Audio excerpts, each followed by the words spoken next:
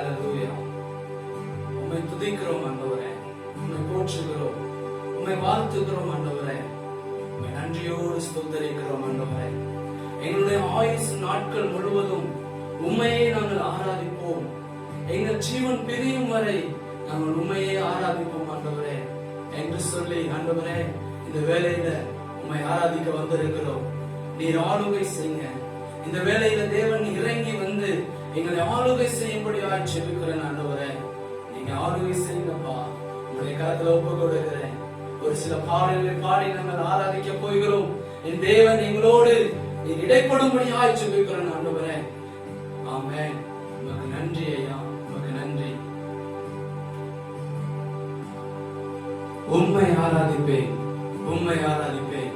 என் நாட்கள் முடியும் வரை, என் ஜீவன் பிரியும் வரை, என் சுவாசம் முடியும் வரை உம்மையே ஆராதிப்பேன், உம்மையே ஆராதிப்பேன் என்று சொல்லி இந்த பாடலை பாடி ஆண்டவரை மகிமைப்படுத்துவோம். ஹல்லேலூயா.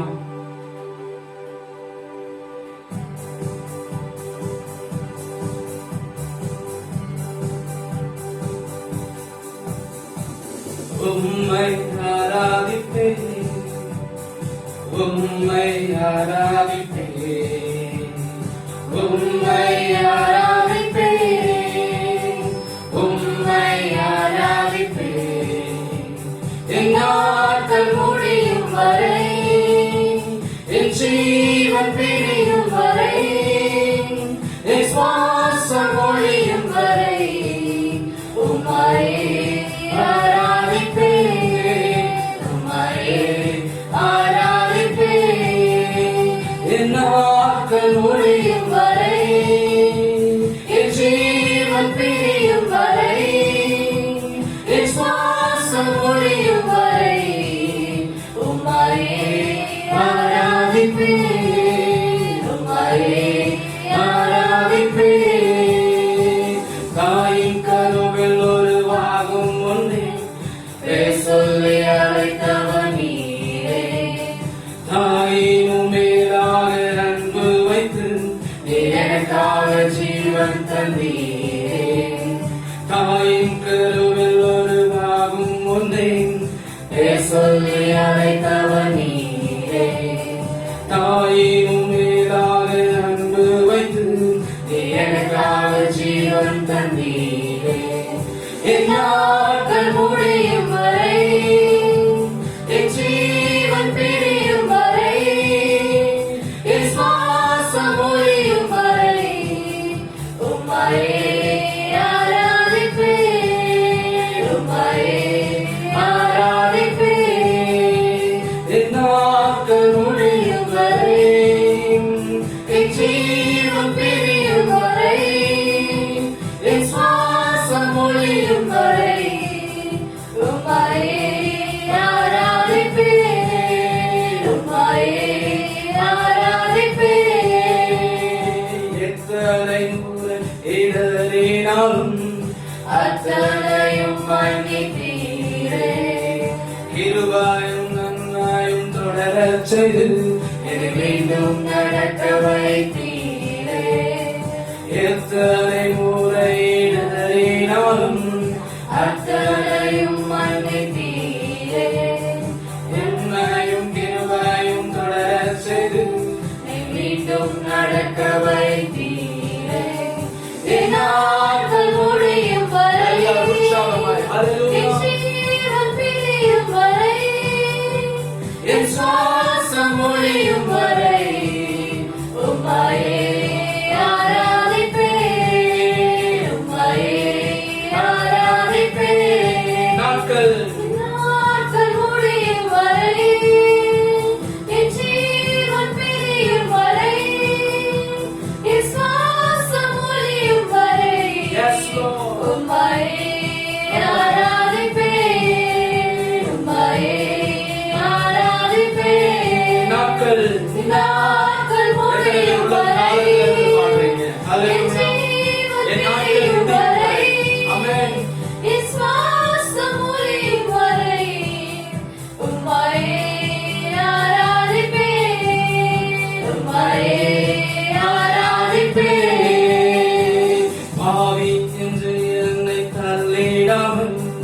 அன்போடு அணைத்துக் கொண்டீரே.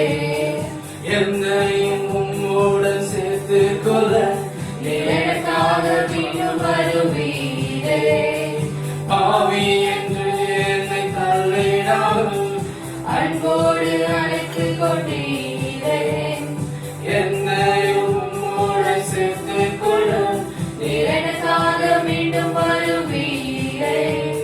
என் நாட்கள் முடியும் வரை, என் ஜீவன் பிரியும் வரை, என் சுவாசம் ஒழியும் வரை உம்மையே ஆராதிப்பேன், உம்மையே ஆராதிப்பேன். என் நாட்கள் முடியும் வரை, என் ஜீவன் பிரியும் வரை, என் சுவாசம் ஒழியும் வரை உம்மையே ஆராதிப்பேன், உம்மையே ஆராதிப்பேன், உம்மையே ஆராதிப்பேன், உம்மையே ஆராதிப்பேன், உம்மையே ஆராதிப்பேன், உம்மையே ஆராதிப்பேன். என் நாட்கள் முடியும் வரை, என் ஜீவன் பிரியும் வரை, என் சுவாசம் ஒழியும் வரை உம்மையே ஆராதிப்பேன், உம்மையே ஆராதிப்பேன். என் நாட்கள் முடியும் வரை என் ஜீவன் பிரியும் வரை என் சுவாசம் ஒழியும் வரை உம்மையே ஆராதிப்பேன், உம்மையே ஆராதிப்பேன். உம்மை போற்றுவேன், உம்மை உயர்த்துவேன், உம்மை பாடுவேன், உம்மை ஆராதிப்பேன். உம்மை போற்றுவேன், உம்மை உயர்த்துவேன், உம்மை பாடுவேன், உம்மை ஆராதிப்பேன். துதிகர மகிமைக்கு பாத்திரர் இயேசு ராஜா நீரே. துதிகர மகிமைக்கு பாத்திரர் இயேசு ராஜா நீரே. ஆமென். எல்லாரும் உற்சாகமாய் உம்மை போற்றுவேன், உம்மை உயர்த்துவேன், உம்மை ஆராதிப்பேன் என்று சொல்லி, துதிகர மகிமைக்கு பாத்திரர் நீர் ஒருவர் மாத்திரமே என்று சொல்லி இந்த பாடலை பாடி ஆண்டவரை மகிமைப்படுத்த போகிறோம். உம்மை போற்றுவேன், உம்மை உயர்த்துவேன், உம்மை பாடுவேன், உம்மை ஆராதிப்பேன். உம்மை போற்றுவேன், உம்மை உயர்த்துவேன், உம்மை பாடுவேன், உம்மை ஆராதிப்பேன். துதிகர மகிமைக்கு பாத்திரர் இயேசு ராஜா நீரே. எங்கள் துதிகர மகிமைக்கு பாத்திரர் இயேசு ராஜா நீரே. எங்கள் விண்ணப்பத்தை கேட்டவரே நன்றி, நன்றி ஐயா. எங்கள் விண்ணப்பத்தின் சத்தத்தை கேட்டவரே நன்றி, நன்றி ஐயா. விடுவித்து என்னை விட்டவரே நன்றி, நன்றி ஐயா. விடுவித்து என்னை விட்டவரே நன்றி, நன்றி ஐயா. உம்மை போற்றுவேன்,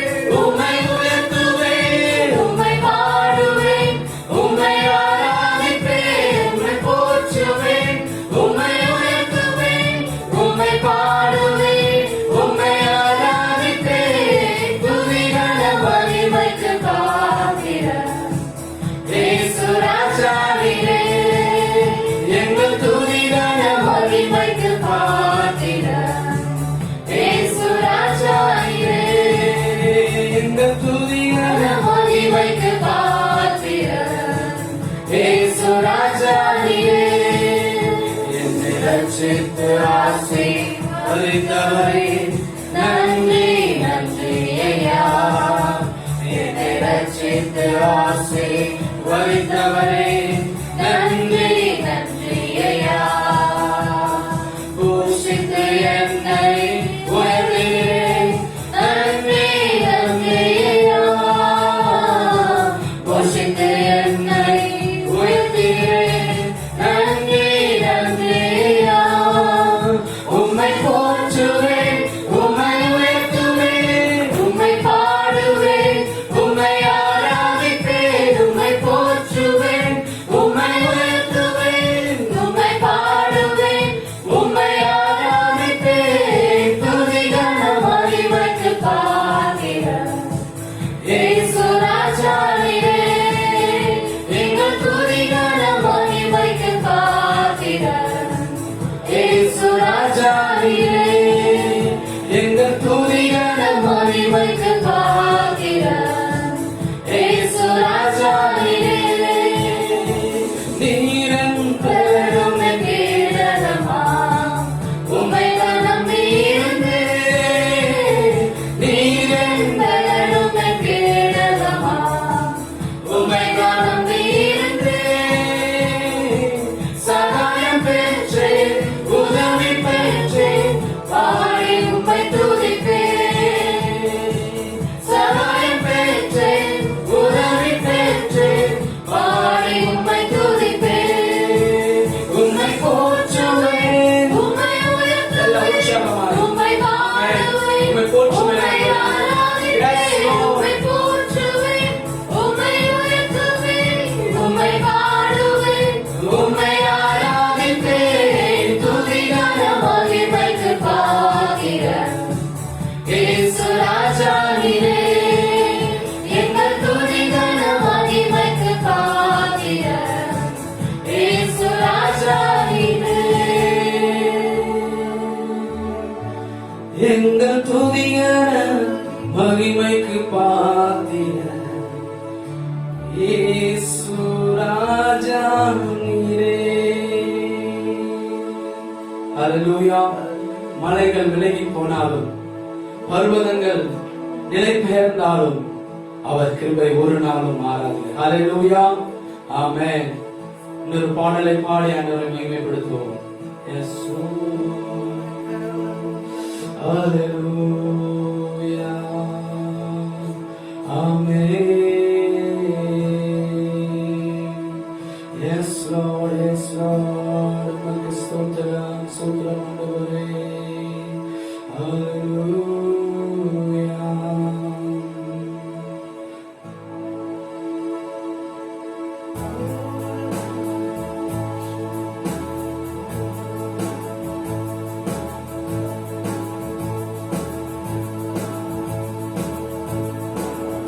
மலைகள் விலகி போனாலும் பர்வதங்கள் பெயர்ந்து போனாலும் மலைகள் விலகி போனாலும் பர்வதங்கள் பெயர்ந்து போனாலும் அவர் கிருபை அவர் இரக்கம் மாறாது எந்த வாழ்விலே. அவர் கிருபை அவர் இரக்கம் மாறாது எந்த வாழ்விலே. என்னை விட்டு விலகாத ஆண்டவர், என்னை ஒருபோதும் கைவிடாத சிநேகிதர். என்னை விட்டு விலகாத ஆண்டவர், என்னை ஒருபோதும் கைவிடாத சிநேகிதர். எனக்காக ஜீவன் தந்த ரட்சகர், என் வாழ்வில் என்று போதுமானவர். எனக்காக ஜீவன் தந்த ரட்சகர், என் வாழ்வில் என்று போதுமானவர்.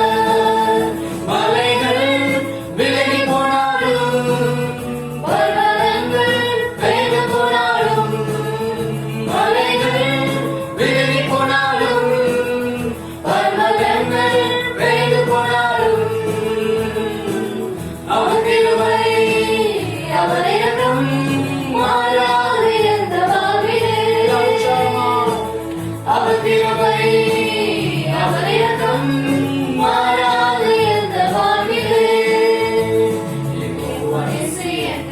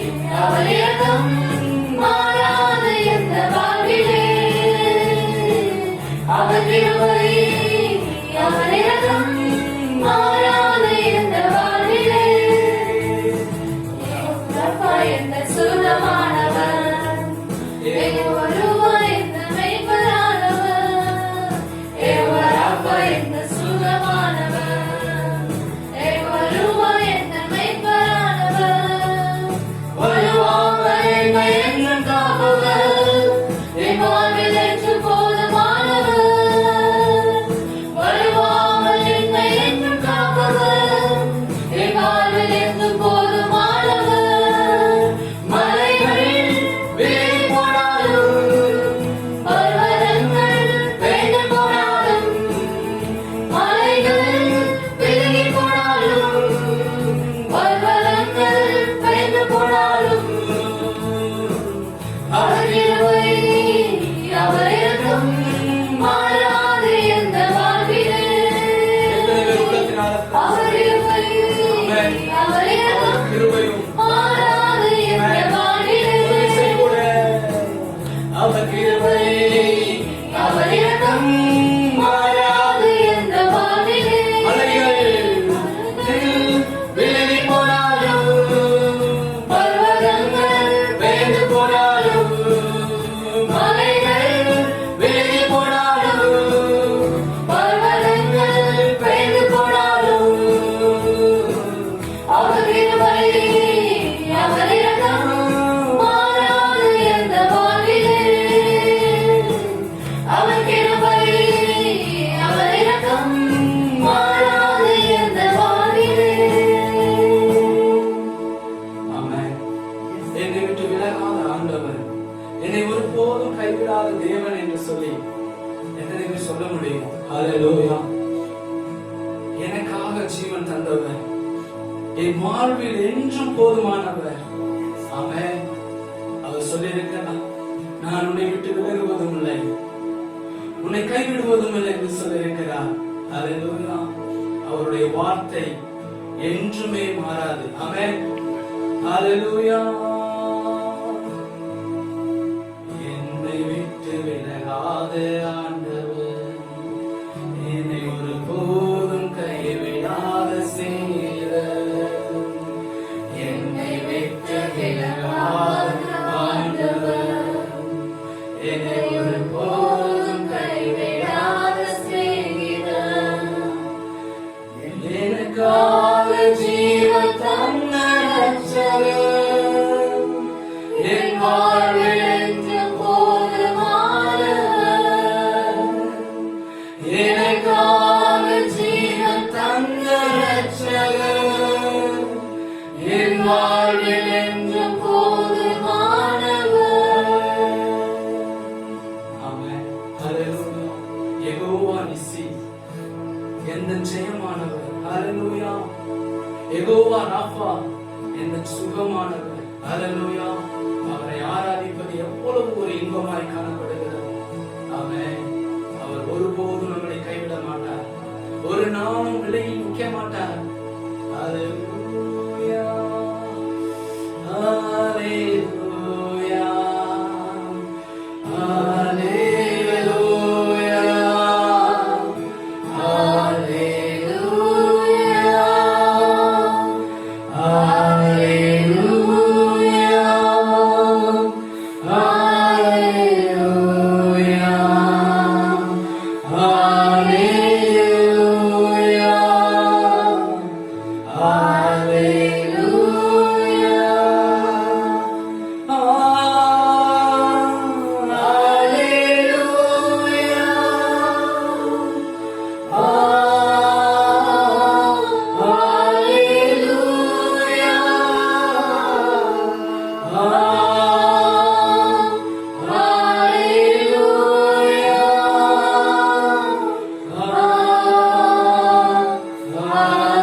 ஹல்லேலூயா.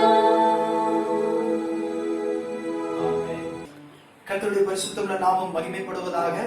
இந்த பரிசுத்த நாளிலே உங்கள் ஒவ்வொருவரையும் பார்ப்பதிலே நாங்கள் மிகுந்த மகிழ்ச்சி அடைகிறோம். கொடைக்கானல் கிறிஸ்டியன் லைஃப் சென்டர் சபையின் சார்பாக உங்கள் ஒவ்வொருவரையும் ஆண்டவராகிய இயேசு கிறிஸ்துவின் இனிய நாமத்தினாலே வாழ்த்துகிறேன். அருமையான சிஎல்சி திருச்சபை மக்கள், உங்களை இந்த நாளிலே நாங்கள் மீண்டும் சந்திப்பதிலே நான் மிகுந்த மகிழ்ச்சி அடைகிறேன். கர்த்தர் கடந்த வாரங்கள் முழுவதிலும் நமக்கு செய்து வருகிற எல்லா விதமான நன்மைகளுக்காக நான் ஆண்டவரை ஸ்தோத்திரிக்கிறேன். கர்த்தர் நல்லவர். ஹல்லேலூயா. வேதம் சொல்லுகிறது கர்த்தர் நல்லவர் என்பதை ருசித்து பாருங்கள்.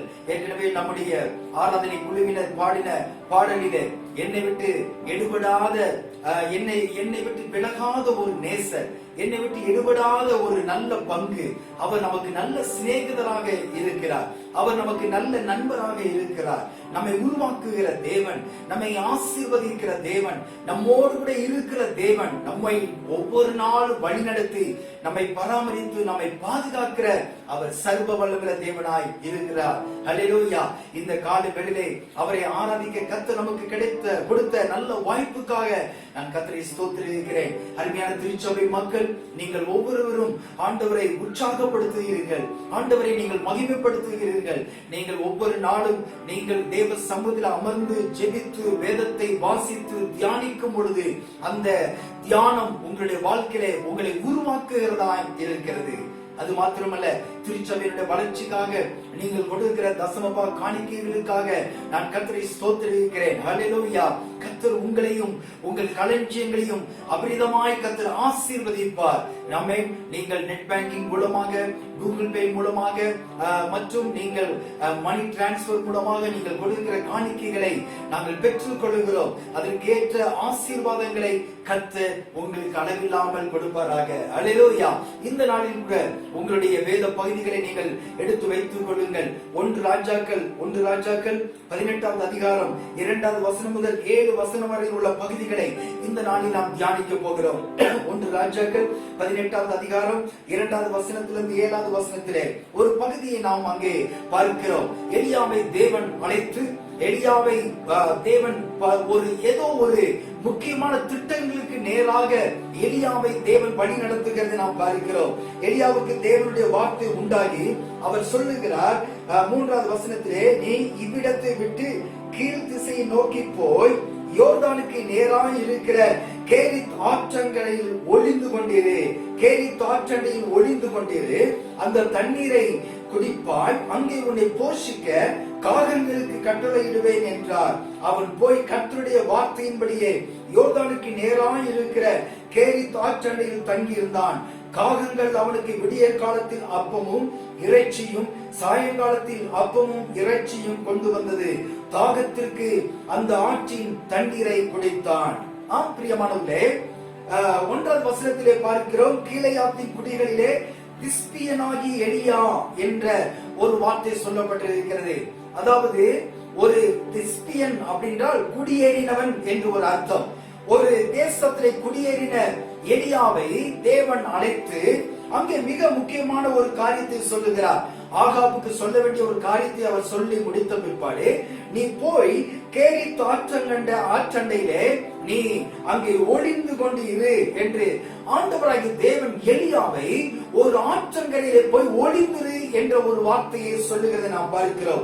எனக்கு அன்பான தேவ ஜனமே, அந்த ஆற்றங்கரையிலே நீ ஒளிந்திருக்கும் பொழுது அந்த ஆற்றினுடைய தண்ணீரை நீ குடிப்பாய்.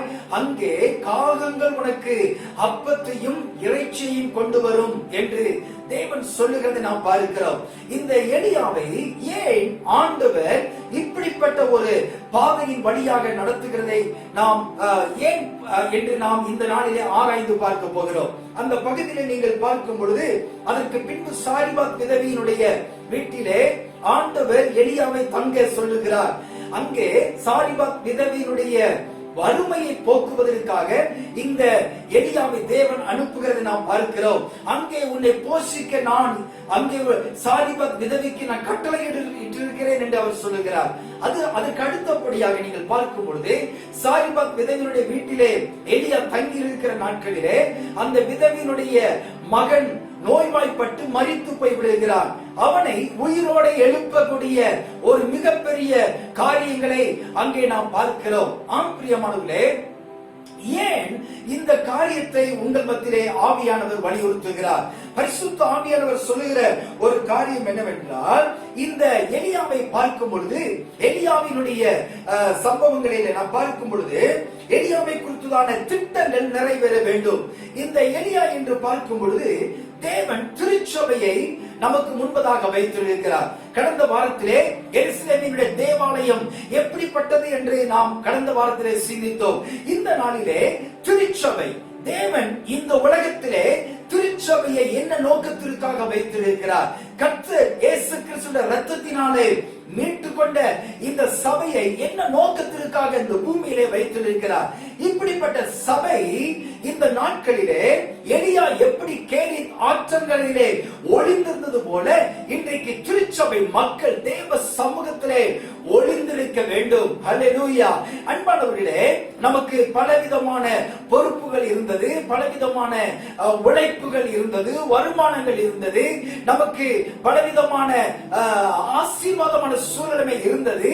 ஆனால் இவைகள் எல்லாவற்றின் மத்தியிலும் சூழல் நிமித்தமாக நாம் நம்முடைய வீடுகளிலே இருப்பது நிமித்தமாக வேலைக்கு போக முடியாத ஒரு சூழ்நிலை, வருமானம் இல்லாத ஒரு சூழ்நிலை, நமக்கு நாம் எதிர்பார்த்த ஒரு ஆசீர்வாதங்கள் அற்ற ஒரு சூழ்நிலையில இருக்கிற தேவ பிள்ளைகளாகிய நாம் இந்த நாட்களிலே கேரித் ஆற்றண்டையிலே நாம் ஒளிந்திருக்க வேண்டும் என்பது தேவனுடைய திட்டம். எலியா அந்த ஆற்றங்கரையிலே அவன் ஒளிந்திருக்க வேண்டும் என்பது தேவனுடைய திட்டம். ஏனென்றால் அந்த திட்டம் அங்கே அவன் சரியாக நிறைவேற்றினால்தான் கர்த்தர் செய்கிற மகத்துவமான காரியங்களை எலியா மூலமாய் வெளிப்படுத்த முடியும். ஏனென்றால் அங்கே சாரிபாத் விதவையினுடைய பசியை ஆற்ற வேண்டும், அங்கே நடக்கிற அவருடைய வீட்டிலே இருக்கின்ற மரணத்தினுடைய கிரியைகளை மாற்ற வேண்டும்.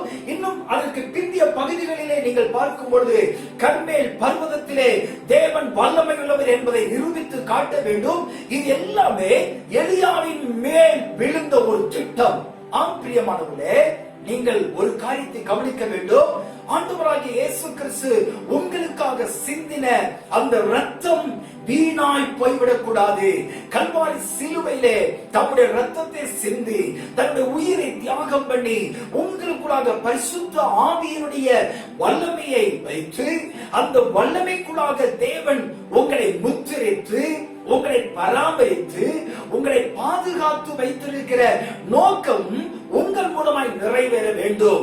அப்போ இந்த நோக்கம் நிறைவேற வேண்டும் என்றால் தேவ பிள்ளைகள் தேவ பிரசன்னமாகிய இந்த ஆற்றண்டையிலே நீங்கள் ஒளிந்திருக்க வேண்டும். அல்லேலூயா.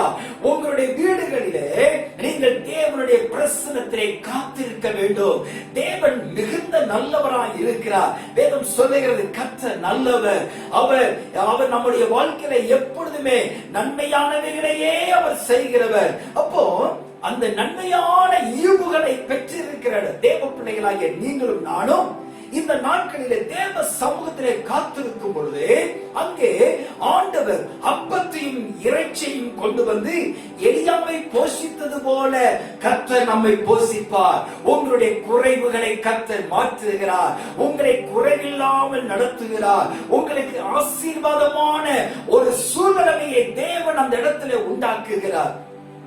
ஆம் பிரியமானவர்களே, பலவிதமான காரியங்களை நினைத்து நீங்கள் சோர்ந்து போய் இருக்கிறீர்களா? பலவிதமான தேவைகளை நினைத்து என்னுடைய தேவைகளை நான் எப்படி பூர்த்தியாக்குவேன், என்னுடைய நிலைமைகள் அடுத்த கட்ட நிலைமைகளிலே நான் எப்படி முன்னேறி செல்ல முடியும், என்னுடைய குடும்பத்தை நான் எப்படி கொண்டு போக முடியும் என்ற ஒரு கேள்வி உங்களுடைய வாழ்க்கையில இருக்கலாம். அந்த கேள்விகளுக்கு தேவனாகிய கர்த்தர் இந்த நாளிலே விடை தர போகிறார். ஹல்லேலூயா. ஆம் பிரியமானவர்களே, எலியாவை போன்று இன்றைக்கு திருச்சபை பல நெருக்கங்களின் பாதைகளில் நீங்கள் இருக்கலாம். அருமையான திருச்சபை மக்களாகிய நீங்களும் நானும் பலவிதமான தேவைகளோடு நீங்கள் இருக்கலாம். ஆனால் கர்த்தர் உங்களை போஷிக்க காகத்தை அனுப்புகிறார். உங்களுடைய பசியை ஆற்றுவதற்கு தேவன் மகத்துவமான காரியங்களை வைத்திருக்கிறார். ஆம் பிரியமானவர்களே, இங்கே இந்த வேத பகுதியில் நீங்கள் பார்ப்பீங்கன்னா இந்த எலியாவை ஆண்டவர் போஷித்து பராமரித்து வருகிற வேளையிலே ஒரு நாள் அவன் நம்பியிருந்த ஆறும் வற்றி போய் விடுகிறது. அங்கே வேதத்திலே பார்க்கிறோம், அவன் கர்த்தருடைய வார்த்தையின்படியே யோர்தானுக்கு நேராய் இருக்கிற கேரித் ஆற்றண்டையிலே தங்கியிருந்தான். காகங்கள் அவனுக்கு விடியற் காலத்தில் அப்பமும் இறைச்சியும் சாயங்காலத்தில் அப்பமும் இறைச்சியும் கொண்டு வந்தது. தாகத்திற்கு அந்த ஆற்றின் தண்ணீரை குடித்தான். 7வது வசனத்தில் சொல்லப்பட்டிருக்கிறது, தேசத்திலே மழை பெய்யாதபடினால் சில நாளுக்கு பின்பு அந்த ஆறு வற்றி போயிற்று. எனக்கு அன்பான தேவ ஜனமே, சில வேளைகளில் உலகத்தினுடைய சில ஆசீர்வாதத்தினுடைய நிறைவான காரியங்கள் திடீரென்று உங்களுக்கு வற்றி போய்விடலாம். உங்களுக்கு எப்படி இந்த எலியாவுக்கு அந்த குடித்துக் கொண்டிருந்த அந்த ஆற்றின் தண்ணீர் வற்றி போயிற்றோ, அதே போல திருச்சபை குடும்பங்களுக்குள்ளே ஏதோ திடீரென்று ஏற்படுத்தப்பட்ட ஒரு வறட்சி, ஒரு வனாந்திரமான ஒரு அனுபவம் உங்களுடைய வாழ்க்கையிலே வந்திருக்கலாம்.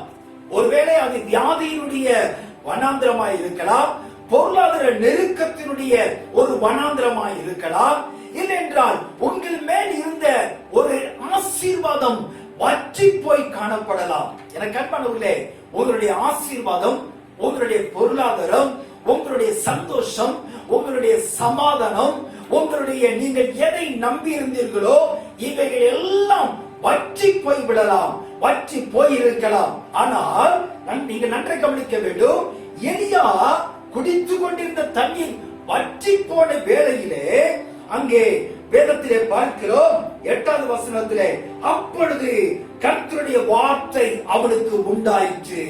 ஹல்லேலூயா.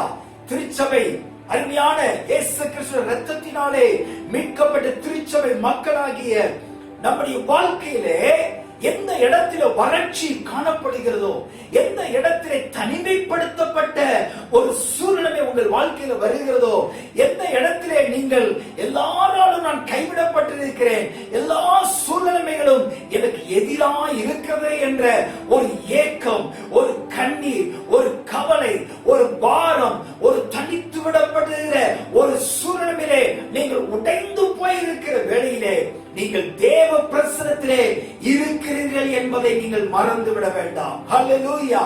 ஆம் பிரியமானவர்களே, உங்களை ஆதரிக்க ஒருவர் இருக்கிறார், உங்களை விசாரிக்கிற தேவன் உங்க பக்கத்திலே இருக்கிறார், உங்களுடைய கண்ணீரை துடைக்கிற தேவன் ஒருவர் இருக்கிறார். அவர் உங்களுடைய சூழ்நிலைகளை அறிந்திருக்கிறார். வற்றி போயிருக்கிற அந்த ஆற்றினுடைய தண்ணீர் உங்களுக்கு கிடைக்காமல் இருக்கலாம். ஒருவேளை நீங்கள் எதிர்பார்த்த நன்மைகள் உங்களுக்கு கிடைக்காமல் இருக்கலாம். ஆனால் ஆண்டவர் உங்களை அறிந்திருக்கிறார். இங்கே எலியாவுக்கு தேவன் சொன்னது போல, அப்பொழுது கர்த்தருடைய வார்த்தை உண்டாயிற்று. ஆம் பிரியமானவர்களே, கர்த்தருடைய வார்த்தை உங்களுக்கு நேராய் வந்து கொண்டே இருக்கிறது. எந்தெந்த காரியத்தின் நிமித்தமாக நீங்கள் ஒரு வனாந்திரத்தில் உட்கார்ந்து இருக்கிறீங்க, எந்தெந்த காரியத்தின் நிமித்தமாக நீங்கள் நம்பி இருக்கிற சூழ்நிலைகள் எல்லாம் உங்களை விட்டு தூரப்படுத்தப்பட்டு நீங்கள் தனித்து விடப்பட்டு கண்ணீர் வடித்துக் கொண்டு உங்கள் கையில வருமானம் இல்லாத சூழ்நிலையிலே கண்ணீர் வடித்துக் கொண்டு ஒரு வறட்சியான ஒரு சூழ்நிலையில நீங்கள் இருக்கலாம்.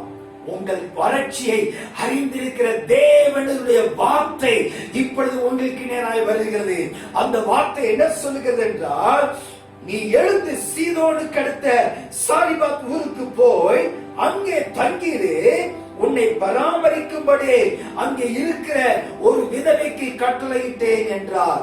எனக்கு அன்பான தேவஜனமே, ஒரு வாசல் அடைக்கப்படும் பொழுது இன்னொரு வாசலை கர்த்தர் உங்களுக்கு திறக்கிறார் என்பதை நீங்கள் அறிந்திருக்க வேண்டும்.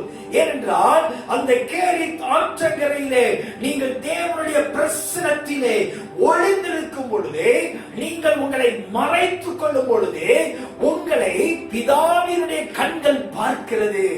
உங்களை கர்த்தருடைய சிந்தை உங்களை அறிந்து வைத்திருக்கிறது.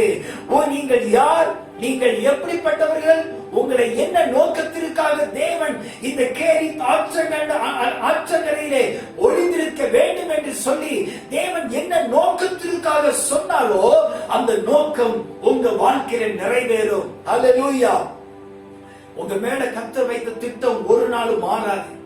சூழ்நிலைகள் உங்களுக்கு எதிராக எழும்பலாம், சூழ்நிலைகள் உங்களுக்கு வனாந்திரத்தை போல இருக்கலாம். ஆனால் ஒரு நாளும் உங்கள் மேல கர்த்தர் வைத்திருக்கிற திட்டம் ஒரு நாளும் மாறாது.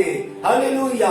ஆம் பிரியமானவர்களே, கர்த்தருடைய வார்த்தை இந்த கால வேளையிலே அங்கே கைவிடப்பட்டு இருந்த வறட்சியான சூழ்நிலை, ஐயோ என்னுடைய தாகத்தை இனிமேல் நான் எப்படி தீர்த்து வைப்பேன் என்ற ஏக்கத்தோடு இருந்த அந்த எலியாவுக்கு கர்த்தருடைய வார்த்தை வந்தது.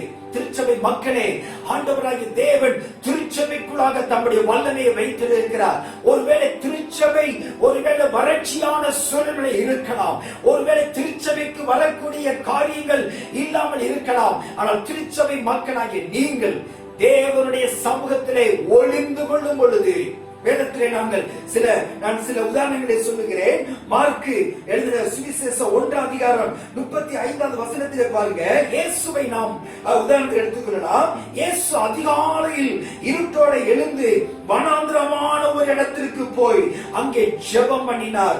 வனாந்திரமான ஒரு இடத்திலே இயேசு ஜெபிக்கிறதை நாம் பார்க்கிறோம். மத்தேயு 14:23 இயேசு தனித்து ஜெபம் பண்ணினார் என்று பார்க்கிறோம். மார்க்கு 6:46 மார்க்கு 6:46 இயேசு ஜெபம் பண்ணி ஜெபம் பண்ணுவதற்காக மலை மேல் ஏறினார் என்று சொல்லப்பட்டிருக்கிறது. லூக்கா 5:16 இயேசு கிறிஸ்து வனாந்திரத்திலே போய் ஜெபிக்கிறது நாம் பார்க்கிறோம். அதே லூக்கா சுவிசேஷம் 6:12 இயேசு கிறிஸ்து மலையின் மேல் பிதாவோடு தனித்து ஜெபிக்கிறது நாம் பார்க்கிறோம். லூக்கா 22:43 இயேசு பிதாவை நோக்கி ஜெபிக்கும் பொழுது வானத்திலிருந்து ஒரு தூதன் தோன்றி இயேசுவை பலப்படுத்துகிறது நாம் பார்க்கிறோம். ஏன் இந்த வசனங்களை எல்லாம் உங்கள் மத்தியில் வாசிக்கிறேன் என்றால், இயேசு இந்த உலகத்திலே ஊழியம் செய்த நாட்களிலே அவர் பிதாவோடு கூட தனித்து உட்கார்ந்து இருக்கிறார். அவர் பிதாவோடு தனித்து ஜெபிக்கிறார். அவருக்கு பிரச்சனைகள் வந்த பொழுது, அவருக்கு போராட்டங்கள் வந்த பொழுது, அவர் சில சூழ்நிலைகளை ஜெயிப்பதற்காக பிதாவோடு கூட வனாந்திரமான ஒரு இடத்திலே தனித்து ஜெபிக்கிறது நாம் பார்க்கிறோம். அங்கே பிதா அவரோடு கூட உறவாடுகிறார். தேவ தூதன் அவரை பலப்படுத்துகிறது நாம் பார்க்கிறோம். ஆம் பிரியமானவர்களே, கர்த்தருடைய சமூகத்தில் ஏன் இந்த வார்த்தைகள் நமக்கு நேராக வருகிறது என்றால், உங்களை போஷிக்க, உங்களை பராமரிக்க தேவன் ஒரு சூழ்நிலையை திறந்து வைக்கிறார். அந்த சூழ்நிலையை நீங்கள் பயன்படுத்தும் பொழுது அந்த சூழ்நிலை உங்க வாழ்க்கையில இருக்கிற வறட்சிகளை மாற்றுகிறது. அப்போ இந்த கேரித் ஆற்றலையில நடந்த ஒரு அனுபவம் என்னவென்றால், அங்கே எலியாவுக்கு பரலோகத்திலிருந்து அப்பமும் பரலோகத்திலிருந்து இறைச்சியும் காகங்கள் மூலமாய் தேவன் கொடுக்கிறார். எந்த மனிதனும் அங்கே இல்லை. யாருடைய ஒரு பழக்க வழக்கங்கள் அங்கே இல்லை. எலியா மாத்திரம் இருக்கிறார். எலியாவுக்கும் தேவனுக்கும் இடையில இருக்கக்கூடிய ஒரு தொடர்பு மாத்திரம்தான். இந்த தொடர்பு எதற்கு நேராய் நடத்துகிறது என்றால், பரலோகத்தினுடைய வல்லமையை பெற்று சாரிபாத் விதவியினுடைய வறட்சியை போக்க வேண்டும். சாரிபாத்தினுடைய அந்த விதவின் வீட்டிலே நடக்க இருக்கின்ற ஒரு மரணத்தினுடைய சூழ்நிலையை மாற்ற வேண்டும். இதுதான் தேவனுடைய திட்டம், இதுதான் தேவனுடைய நோக்கம். பிரியமானவர்களே, எனக்கு அன்பான தேவ ஜனமே, எலியாவை போன்று திருச்சபை மக்களாகிய நீங்களும் நானும் இந்த நாட்களிலே தேவனுடைய மகிமைக்குள்ளாக நாம் அமர்ந்திருக்கும் பொழுது, அவரை நோக்கி நாம் பார்க்கும் பொழுது, உங்களுடைய குறைவுகளை கர்த்தர் மாற்றுகிறார், உங்களை பலப்படுத்துகிறார், உங்களை தைரியப்படுத்துகிறார், உங்களை ஆசீர்வதிக்கிறார். உங்களுக்கு இருக்கின்ற குறைவை நினைத்து ஒரு நாள் நீங்க சோர்ந்து போகாதீங்க. உங்க வாழ்க்கையில வந்திருக்கிற வறட்சியை கண்டு மனம் தளர்ந்து போகாதீங்க. அந்த வறட்சியான சூழ்நிலையிலே கர்த்தர் உங்களை பலப்படுத்தியிருக்கிறார். ஒரு வசனத்தை நீங்கள் வாசிக்க வேண்டும். அங்கே ஒரு வேத பகுதியை நாம் பார்க்கும் பொழுது, வறட்சிகள் வரும் பொழுது தேவனுடைய வார்த்தை உங்களுக்கு நேராய் வருகிறது. யோபு 4:20 காலை முதல் மாலை வரைக்கும் மடிந்து கவனிப்பால் ஒருவரும் இல்லாமல் நித்திய அழிவை அடைகிற ஜனங்கள் இருக்கிறாங்க. ஓசியா 13:5 பார்க்கும் பொழுது, நான் உன்னை மகா வறட்சியான தேசமாகிய வனாந்திரத்திலே அறிந்து கொண்டேன் என்று சொல்லுகிறார். இந்த வசனம் மிக முக்கியமானது. நான் உன்னை மகா வறட்சியான தேசமாகிய வனாந்திரத்திலே உன்னை அறிந்து கொண்டேன். ஆம் பிரியமானவர்களே, இருக்கிற எல்லா சூழ்நிலையும் உங்களுக்கு எதிராக இருக்கலாம்.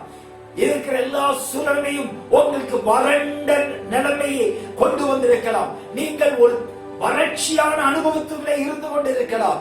ஆனால் கர்த்தர் உங்கள் வறட்சியை மாற்றுவார். கர்த்தர் உங்கள் வனாந்திரத்தின் சூழலை மாற்றுவார். இந்த வறட்சியான சூழலிலே நீங்கள் பரலோகத்தினுடைய அப்பத்தை புசிக்க வேண்டும்.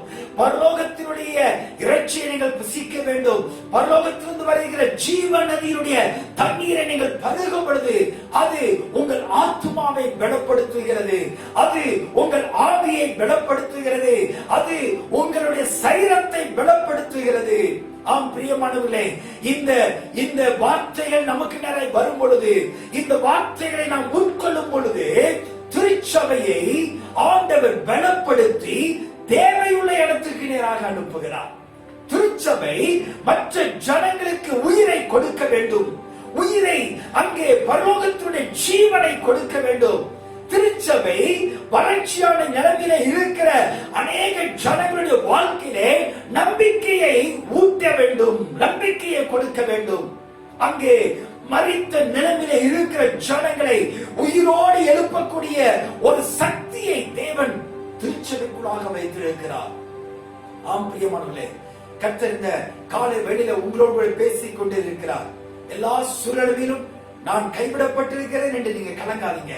ஆனா உங்களுக்குள் இருக்கிற பலத்தை பாருங்க. உங்களுடைய ஆத்துமாவிலே கேட்ட தேவனுடைய வார்த்தையை கவனித்து பாருங்க. இந்த வார்த்தை என்ன சொல்லுகிறது, கர்த்தர் என்ன சொல்லுகிறார் என்பதற்கு நீங்கள் கீழ்ப்படிந்து போகும் பொழுது தேவன் உங்களுடைய தேவைகளையும் சந்திக்கிறார். உங்கள் மூலியமாக மற்றவர்களுடைய வறட்சிகளையும் கர்த்தர் மாற்றுகிறார். எலியா சாரிபாத்தினுடைய விதவினுடைய வீட்டுக்கு போன பொழுது அங்கே என்ன நடந்தது? அந்த விதவினுடைய வீட்டிலே அந்த பஞ்ச காலம் முடிகிற வரைக்கும் அவருடைய வீட்டிலே அப்ப குறைச்சல் வரவில்லை, அங்கே எண்ணெயின் குறைச்சல் வரவில்லை.